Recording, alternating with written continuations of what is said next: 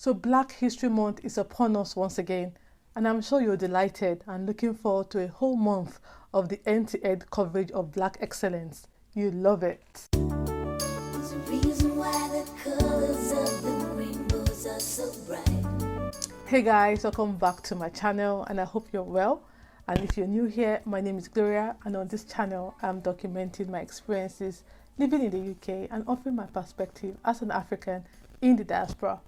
Please do check out my other videos, and if you like what you see, then be sure to click the like and subscribe button before you leave. Coming up in this video is a special guest appearance from my husband Sonny. It's the first time he's appearing on this side of the camera. He prefers working behind the scenes, helping me to develop my content and editing the videos. He's lived in the UK for almost 30 years, and so I thought it would be more interesting to get his perspective on the Black experience in the UK. So like I mentioned earlier, I have dragged Sonny to join me today to discuss Black History Month and to tell us about his experience growing up in Liverpool. He's got man flu, so I have barricaded him to his study. How are you feeling? I feel rough, but I'm hanging in there. Plus, I have this little guy keeping me company. Say hello. I thought it's best to get you involved because you have lived here much longer than I have, and as a result, you're more qualified to talk about this than I am. I really want to get your perspective on what Black History Month means to you and why it's important to highlight the achievements of Black people in the UK. Yeah, so historically, Black History Month is a time to celebrate the African diaspora, and in a way we are recognizing our contribution to British society and reminding everyone that the pillars in which this society is built rests on the shoulder of a diverse group of people who, despite the challenges that comes with living as a minority, has made enormous progress and have extraordinary individuals within our community who, through their self-determination, have pushed and nudged this nation in the right direction, creating a society that by and large is better today than when I first arrived almost 30 years ago. On a personal note, I feel it's important we talk about the contributions Black people have made for several reasons. Firstly, the number of Black people in the UK have risen over the years, and as many young Black children call themselves English, Scottish, Welsh, and Irish, I want them to be able to run their fingers through the tapestry of British history and find that their story is woven into that fabric. There's nothing more demoralizing than to be told at the age of 12 or 13 that the only contribution your people made to Great Britain is working in the plantations as slaves and nothing else. You might as well snatch self-worth and pride out of that child. So celebrating Black History Month the way we do helps everyone see that our collective effort is what has taken Britain from where it was to where it is today. It's far from perfect, but it's always best to start by acknowledging that the UK has changed for the better, because I can assure you that being Black in the 70s and 80s was not fun. We both work for the same company, and last year you wrote a blog about your childhood and you painted a rather gloomy picture of life in Toxted and the lack of positive role models. So my question is, what impact did that have on you and your friends? Yeah, good point. Good question. I'll put it this way, I was incredibly fortunate that I spent the first 12 years of my life in Nigeria, because what that gave me was a level of exposure to Black excellence and Black authority that was void of any racial stereotypes. I did not appreciate this at the time because I was mercilessly teased for being African, but unlike other young people in Toxteth, I wasn't shaped by the harsh realities around me. You see, I had come from a country where I saw myself reflected at every level in society, Don't get me wrong, Nigeria isn't perfect by any means whatsoever, but before the age of 12, most of the doctors I knew were black. Most of the engineers I knew were black. All my teachers were black, and we had black pilots and bankers living in our neighborhood. And so to some extent, on the psychological level, I knew there was life beyond Toxteth. And so I wasn't shackled by the lack of representation. Sadly, I can't say the same for some of my friends whose life experience was limited to Toxteth or Liverpool. Some died young, and others ended up in prison before they turned 20.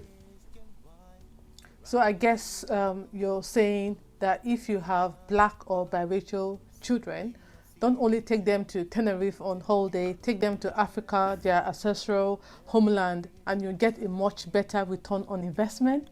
I mean, it's funny, but there's lots of evidence to support how visiting Africa inspires young black children. So coming back to your blog, you talked about how some people are irritated by the BLM movement because they think racism is an American problem. It's got nothing to do with us in the UK. What's your thoughts on the backlash and the whole kneeling campaign by football players? Yeah, so what people fail to understand is that most of the arguments used against Black Lives Matter today were also used against the civil rights movements on both sides of the Atlantic almost 60 years ago. It's the same debate we're having. It's so easy to forget that the civil rights movement was just as active in the UK as it was in the States. I mean, the bus boycott was not only in Alabama, USA, it also happened in Bristol, UK. The struggle was on both sides of the Atlantic. The difference between the black experience in the US is that it is well documented, and the fact that the UK had no segregation laws technically, which meant black people could technically live anywhere, but somehow they mostly ended up living in overcrowded and unkept areas of town, just like magic. So imagine if we did have segregation laws.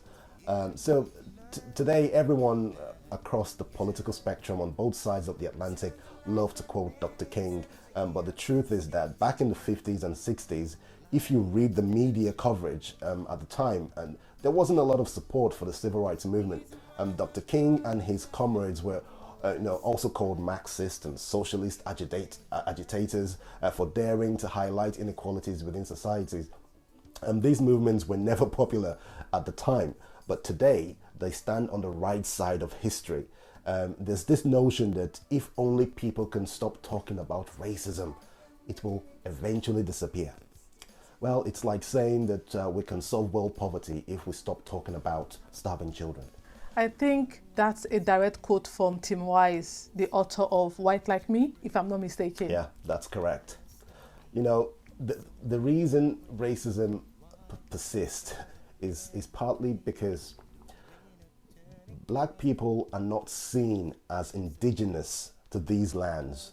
And no matter how much we contribute, there's always a sense that some people are more deserving than others. And so when black footballers are born, black footballers who are born here put on the England shirt, are they considered English or simply black England players? Because the distinction in our minds is why when things go wrong, they are singled out for harsher punishment. So these players kneel to identify with the struggle and to acknowledge that we can do better. I know Black History Month is about educating ourselves about black achievement. Alongside that has been a history of struggle for civil rights and racial equality. So what's your take on how far we've come? So in fairness, we have come a long way, and I am pleased to see individuals and sort of large organizations are beginning to make the right moves and say the right things. But more importantly, they are beginning to involve the right people in having these discussions.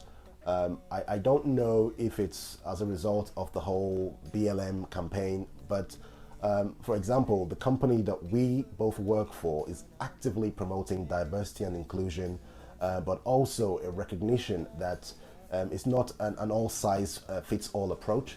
Some issues require a more proactive and being intentional about solutions. And so I was happy to see that our company has joined the 10,000 Black Interns program, which is offering 10,000 internships over 5 years. It involves over 700 companies. I think that's a really good initiative because it's not a handout. You know, with internships, you're competing with a lot of other bright young people, and the program provides them. What the program provides them is a level of confidence that their application will be taken seriously and less likely to be turned down if they have a Muslim-sounding name, or or avoid the feeling that you'll be left with a scrap because they'll pick you last. So this is a targeted initiative, and I hope it works, because if you really want change to happen, then you have to be intentional about it. But why do you think achieving equality has been such a struggle? Well, I mean, I'm no expert on this issue, but from what I've experienced, I don't believe most people understand racism in its entirety. For many people, racism is about calling someone the N-word or hearing people making monkey noises in football stadiums. It's easy to understand that kind of racism, and I would like to think that most white people would reject that type of behavior if ever they saw it. But if that's your only understanding of racism, then it's easy to conclude that racism is less prevalent in society today, because broadly speaking, there are fewer overt expressions of racism in public. However, the type of racism most activists are fighting against is institutional, which requires more than relying on individuals to play nice in public. It's about tackling a system that was not intentionally designed to undermine Black people. At least that's true to some extent in the UK, but it still fails to recognize the blind spots which allows unconscious bias to relatively produce the same outcomes as overt racism. So, I mean, a good example would be when the Race Relations Act was first introduced in the 60s. It was designed to tackle overt racism in public. This was a time when casual color prejudice was part of daily life. It was perfectly legal for, let's say, an estate agent or a landlord to refuse Black tenants on racial grounds. And back then, they would basically tell you to your face. After the bill was passed, did that solve the housing issue for Black people? Not really. All that happened was the landlord and the estate agents changed their tactics and would simply tell Black people that, sorry sir, the vacancy or the property was no longer available. So they were much nicer about turning you away, but the outcome for Black people were no different. When you think about your 30 years in the UK and how your life has evolved, is there a particular event or story that encapsulate your experience? Yeah, that's an interesting question. I guess if I had to pick one event, so a few years ago, I walked through the wrong neighborhood just outside Tuxted, and was chased down the alleyway by a bunch of white supremacists wielding baseball bats. These guys were in their early 20s and known to be members of the National Front at the time.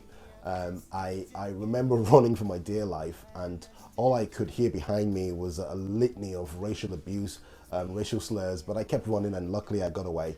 I recognized one of them because he lived near my school, and he was always involved in petty crimes and things like that. Where this story takes an interesting turn is that about 15 years later, I went to Liverpool and visited the same area, and to my surprise, I saw the same guy, much older, but this time he was walking down the street and holding the hands and talking to a biracial toddler, who I can only assume was his daughter or relative. That image of him playing with that Black child has stayed with me ever since. He didn't recognize me. He no longer saw me as a parasite that he needed to extinguish. So for me, that's how this country has evolved over the years. I won't lie, there's still work to be done, but we need to keep talking and educating ourselves, because if there is one thing I've learned about racism, is that it gets worse when good people stay quiet, because it doesn't affect them. I think that's a nice place to end this segment. From the little I know about Black British history, I think there is a lot to be proud of. And despite its imperfections, I still believe the UK is the most migrant-friendly nation in Europe and has done far more than other countries when it comes to creating a fairer society. Black History Month gives us a time to reflect on who we are and how far we've come as a society. I hope my children will grow up in a country where Black history isn't just relegated to 1 month in a year, but becomes fully integrated into British history. So guys, I hope you've enjoyed your time with us today, and if you did, please don't forget to give this video a thumbs up. Leave me your comments, I would love to hear from you. And if you're yet to subscribe, what are you waiting for? Please smash that subscribe button, and until my next video, stay safe and God bless. Bye. There's a reason why the colors of the rainbows are so bright.